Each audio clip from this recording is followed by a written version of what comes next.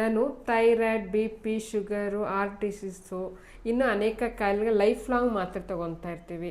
ಇದರಿಂದ body other organs damage ಆಗುತ್ತೆ. ಇದ್ರ ಬಗ್ಗೆ ಸ್ವಲ್ಪ ವಿವರವಾಗಿ ಹೇಳಿ. ಕರೆಕ್ಟ್ ಅಲ್ವಾ?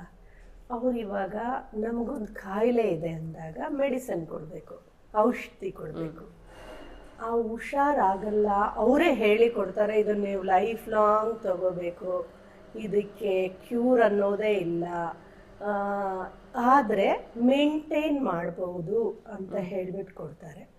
ಸೊ ಕಾಯಿಲೆನೇ ಹುಷಾರಾಗದಿದ್ಮೇಲೆ ಅದು ಔಷಧಿ ಹೇಗಾಗುತ್ತೆ? ಹೌದು ಅಲ್ವಾ? ಆದರೆ ಇನ್ನೊಂದು ತಿಂಗು ಒಂದು ಕಾಯಿಲೆ ಕೊಟ್ಟದ್ದು ಇನ್ನೊಂದು ಕಾಯಿಲೆಗೆ ಲೀಡ್ ಮಾಡ್ತಾ ಇದೆ. ಹೌದು, ಬೇರೆ ಆರ್ಗನ್ಸ್ನ ಡ್ಯಾಮೇಜ್ ಮಾಡ್ತಾ ಇದೆ. ಸೊ ಅದು ಔಷಧಿ ಹೇಗಾಗುತ್ತೆ? ಹೌದು. ಸೊ ನಾವೇನು ಮಾಡ್ತಾ ಇದ್ದೀವಿ, ಮಾಡರ್ನೈಸು ಅಥವಾ ಅಡ್ವಾನ್ಸ್ಡ್ ಅಂತ ಅಂದ್ಕೊಂಡು ನಾವು we are consuming drugs, chemicals. ಔಷಧಿ ಅಂದರೆ ಇರೋ ಕಾಯಿಲೆನ ಹುಷಾರು ಮಾಡಿದ್ರೆ ಅದು ಔಷಧಿ ಅಂತ ಆಗುತ್ತಲ್ವಾ? ಈಗ ನೋಡಿ, ನಾವು ಮನುಷ್ಯರಿಗೆ ಮಾತ್ರ ಮೆಡಿಕೇಶನ್ ಕೊಟ್ಟು ಡಾಕ್ಟರ್ ಹತ್ರ ಹೋಗಿ, ಮೊದಲೆಲ್ಲ ಗಿಡಮೂಲಿಕೆಯಿಂದಾನೇ ನಮಗೆ ಭಾರತದಲ್ಲಿ ಹುಷಾರು ಮಾಡ್ತಿದ್ದು, ಔಷಧಿ ಇರೋದು ಪಂಡಿತರು ಅಂತ. ಈಗ ಅಯ್ಯೋ ಅರಳೆಕಾಯಿ ಪಂಡಿತ ಇವನು ಅಂದ್ಬಿಟ್ಟು ಏನ್ ಸ್ಪೆಷಲೈಸ್ ಡಾಕ್ಟರ್ ಹತ್ರ ಹೋಗಿ ಇನ್ನೊಂದು ಕಾಯಿಲೆನ ಕೊಂಡ್ಕೊಂಬರ್ತಾ ಇದ್ದೀವಿ. ಅದ್ರಲ್ಲಿ ಬೇರೆ ಒಂದೊಂದು ಆರ್ಗನ್ಗೂ ಒಬ್ಬೊಬ್ಬ ಸ್ಪೆಷಲೈಸ್ಡ್ ಡಾಕ್ಟರ್ ಇನ್ನೊಂದು ಆರ್ಗನ್ನ ಎಫೆಕ್ಟ್ ಮಾಡುತ್ತೆ. ಕರೆಕ್ಟ್ ಅಲ್ವಾ?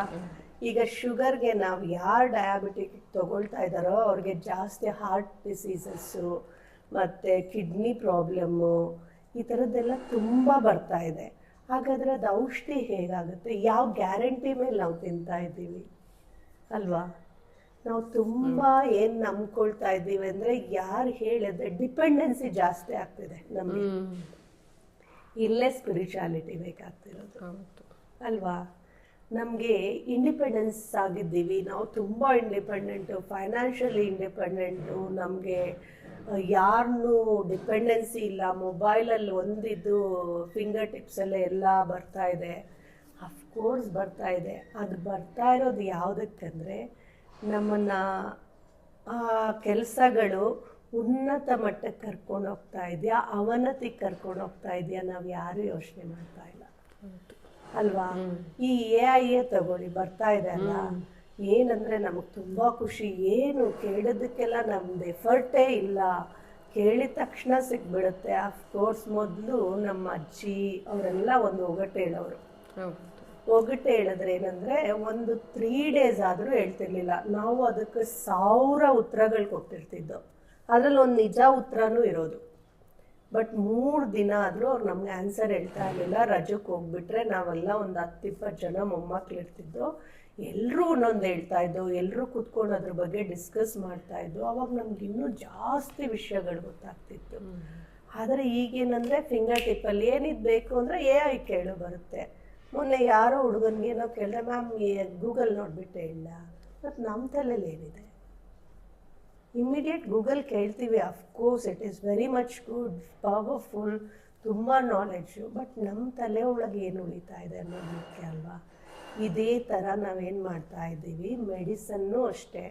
ಡಿಪೆಂಡೆನ್ಸಿ, ನಮ್ಗೆ ಅದು ತೊಗೊಂಡ್ಮೇಲೆ ಏನಾಗ್ತಿದೆ ಅಂತ ಕೂತ್ಕೊಂಡು ಆಲೋಚನೆ ಮಾಡೋ ಮೈಂಡು ಇಲ್ಲ, ಆ ತಾಳ್ಮೆ ಇಲ್ಲ. ಫಸ್ಟ್ ಆಫ್ ಆಲ್ ಆ ಕಾಯಿಲೆ ಬರೋದಕ್ಕೆ ಕಾರಣಗಳನ್ನ ಕೇಳಿದ್ರೆ ಅವ್ರು ಹೇಳೋದೇ ನಿಮ್ಮ ಲೈಫ್ ಸ್ಟೈಲ್.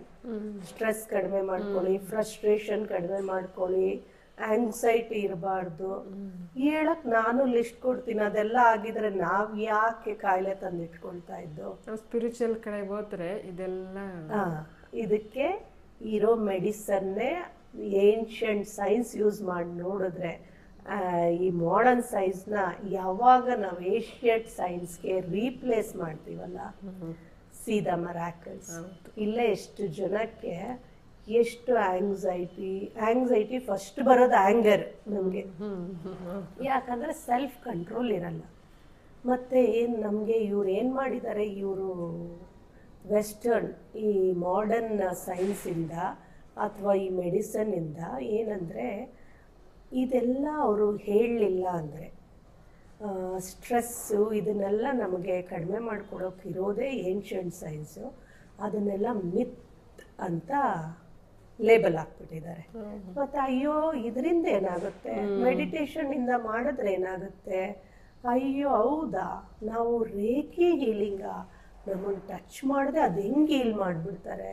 ಹೌದು, ನಮಗೆ ಯಾರು ನೋವೇ ಮಾಡಲ್ಲ, ಮುಟ್ಟೋದೇ ಇಲ್ಲ, ನೋವು ಮಾಡಲ್ವಾ, ಕಪ್ಪಾಳಕ್ಕೆ ಬಂದು ಹೊಡಿಯೋದೇ ಇಲ್ಲ, ಒಬ್ಬ ಹಿಂಗೆ ಏನೂ ಮಾಡೋದು ಬೇಡ, ಮುಖ ನೋಡಿದ ತಕ್ಷಣ ಹಿಂಗಂದ್ರೆ ನಮ್ ಡೇ ಫುಲ್ ಹೋಯ್ತು, ಅವರೆಲ್ಲಿ ಟಚ್ ಮಾಡ್ತಾರೆ ನಮ್ಮನ್ನ.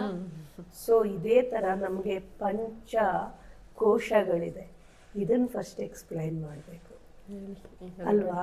ಈ ಪಂಚಕೋಶಗಳಂದ್ರೇನೆ ಈ ಮೆಡಿಕೇಶನ್ ಎಲ್ಲ ವರ್ಕ್ ಆಗ್ತಿಲ್ಲ ಯಾಕೆ ಅಂತ ತಿಳ್ಕೊಬೇಕಂದ್ರೆ ಈ ಪಂಚಕೋಶಗಳ ಬಗ್ಗೆ ನಾವು ಮೊದಲು ತಿಳ್ಕೋಬೇಕು ಅಲ್ವಾ.